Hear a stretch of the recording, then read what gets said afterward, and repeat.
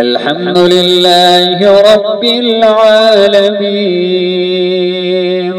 الرحمن الرحيم مالك يوم الدين إياك نعبد وإياك نستعين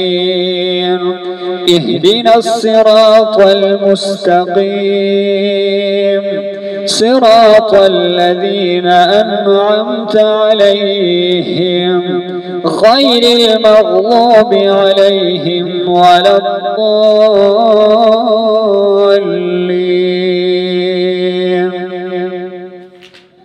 أرأيت الذي يكذب بالدين فذلك الذي يدع اليتيم ولا يحض على طعام المسكين فويل للمصلين الذين هم عن صلاتهم ساهون الذين هم يراءون